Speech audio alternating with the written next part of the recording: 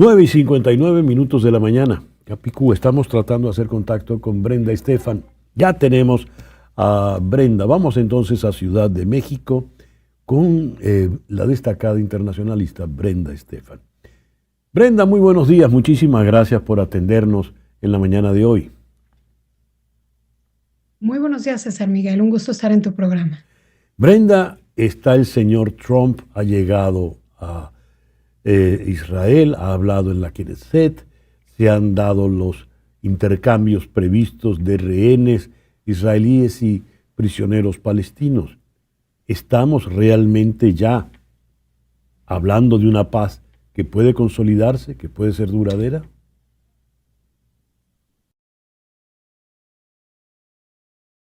¿Me oíste, Brenda?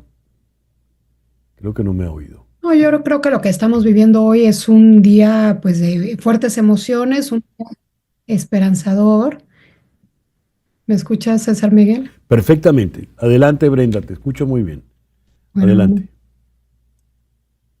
un día esperanzador, pero es apenas la primera fase del plan de 20 puntos planteado por Donald Trump. Estos primeros pasos eran los que se veían más viables, más asequibles.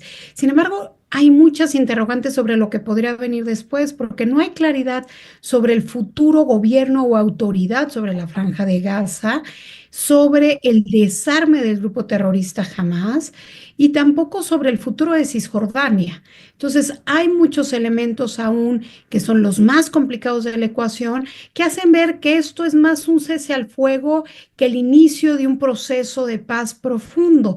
Es difícil ser muy optimista cuando se conoce la historia de la región y cuando sabemos que los puntos más sensibles aún no han sido resueltos. Sin embargo, desde luego que es una buena noticia que hayan cesado los bombardeos, que los rehenes hayan vuelto a casa. Hoy hay imágenes de un lado en Tel Aviv, en la plaza de los rehenes, en donde hay júbilo por el regreso de estas personas después de 2 años de haber estado en manos de Hamas. Y por otro lado, también hay imágenes de cientos de miles de personas en la Franja de Gaza que buscan regresar hacia los centros urbanos, queriendo ver si aún queda algo de sus casas, si algunos familiares siguen ahí. En fin, son imágenes pues muy esperadas ya también después de estos 2 años, pero que combinan el júbilo también con el dolor de quienes han muerto a lo largo de estos 2 años y que parecieran apenas Ujú. una fase muy inicial, un cese al fuego, como ya decíamos, frágil, que no necesariamente conducirá a una paz duradera en la región, César Miguel. ¿Cuáles son los puntos más sensibles, esos que aludiste, Brenda? Tenemos un delay con Brenda. A ver. Los 3 puntos más sensibles son quién va a gobernar Gaza.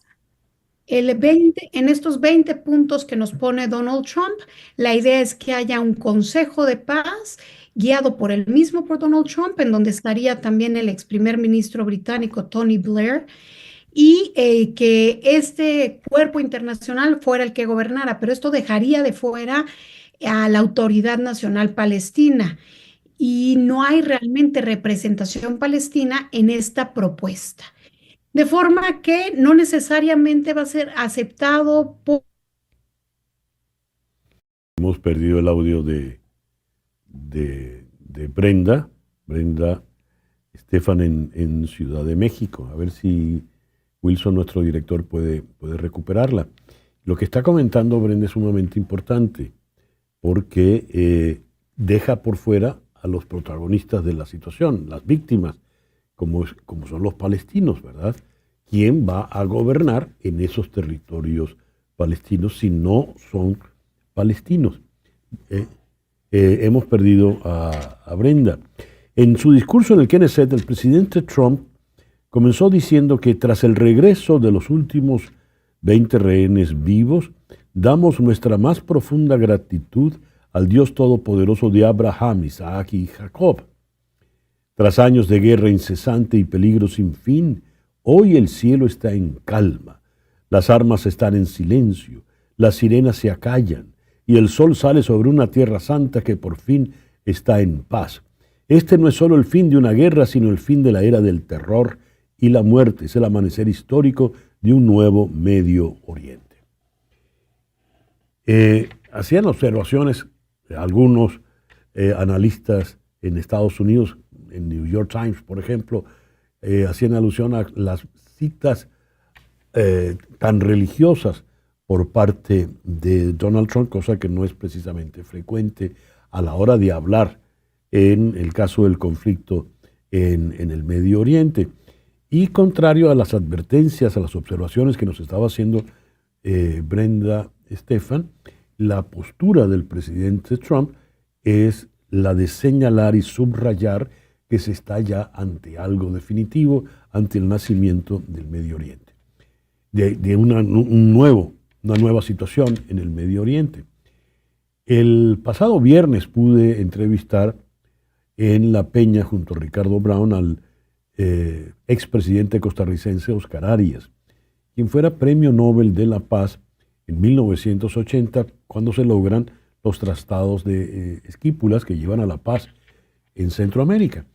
Y Oscar Arias hacía una observación muy interesante. Decía él que el hecho de que Gaza vaya a ser gobernado por una comisión técnica con presencia de norteamericanos y del ex primer ministro británico Tony Blair, y la ausencia palestina, le recordaba a él precisamente los acuerdos que vinieron luego del Tratado de Versalles en 1911, en 1919, que llevaron a esa repartición en Palestina, que es la que ha traído pues toda la debacle hasta el sol de hoy. Esa mentalidad colonialista, subrayó Oscar Arias, se está repitiendo más de un siglo después y podría llevar no a la solución definitiva del problema, sino a agravar de una manera crónica, pues precisamente todo este problema. Ya no tenemos a Brenda tengo acá el acuerdo que el presidente Trump, los rehenes en Gaza fueron devueltos a Israel y casi 2.000 prisioneros palestinos ya están de regreso en Gaza, liberados de las cárceles palestinas. Sin embargo, el acuerdo que el presidente Trump ayudó a negociar ha dejado muchas preguntas sin respuesta sobre si Israel y Hamás pueden alcanzar esa paz duradera. En virtud del acuerdo de alto el fuego, Hamás liberó a los 20 rehenes, hoy coincidiendo con la llegada de Donald Trump. Y el gobierno egipcio afirmó que Mahmoud Abbas, el líder de la autoridad palestina, participaría en la cumbre, pero la oficina de Netanyahu lo rechazó alegando una festividad religiosa judía. Esto para la cumbre que se va a dar ahora en Egipto y a donde va a viajar de manera directa ya desde Tel Aviv el presidente Donald Trump. Está con nosotros de nuevo Brenda Estefan. Querida Brenda, te hemos recuperado. Así es. Muy bien. Por favor. Bueno, decíamos que hay 3 puntos que son muy sensibles y que aún no están resueltos, que es el futuro de Gaza, quién va a gobernar Gaza. En el plan de 20 puntos de Donald Trump se apunta que haya un consejo de paz guiado por él mismo, por el presidente de Estados Unidos, y en el cual estaría el ex primer ministro Tony Blair. Pero esto es algo que no ha sido aceptado por Hamás, en donde no participarían palestinos, ni siquiera la Autoridad Nacional Palestina, y que por lo tanto aún está por verse cómo pudiera implementarse y si realmente es aceptado por la población de Gaza. La segunda es el tema del desarme del grupo terrorista Hamás. Si realmente van a deponer las armas, ¿cuándo y cómo? Porque a pesar de que Donald Trump insistió hoy en el Parlamento israelí, en la Knesset, que jamás va a quedar sin armas, pues no está claro esa hoja de ruta y el liderazgo de Hamás no lo ha aceptado en ningún momento. Y por último, ¿cuál es el futuro de Cisjordania? Donde crecen las presiones enormes colonias y no se tiene claro cuál es el futuro de este segundo enclave palestino. ¿Qué puede pasar en Cisjordania?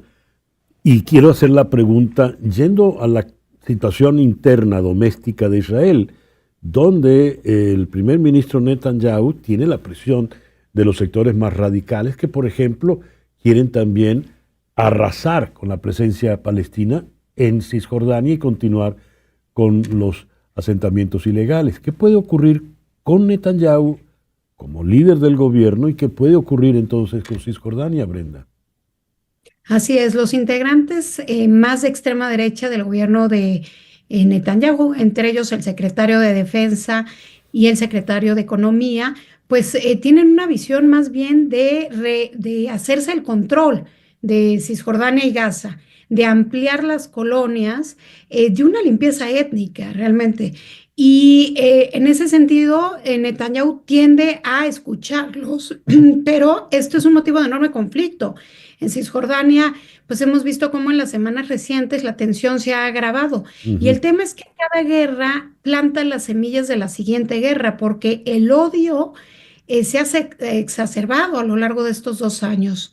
Esta gente que perdió a sus padres, a sus hijos, y que hoy pues no tiene mucho más que perder, está dispuesta a luchar quizá nuevamente. Entonces, sería difícil pensar que este es ya un plan, un proceso de paz integral, mientras no haya un proceso político que incluya el futuro de Cisjordania, en donde, como ya decíamos, los asentamientos ilegales han ido creciendo cada vez más y con ello la tensión entre los pobladores palestinos de Cisjordania y estos nuevos colonos.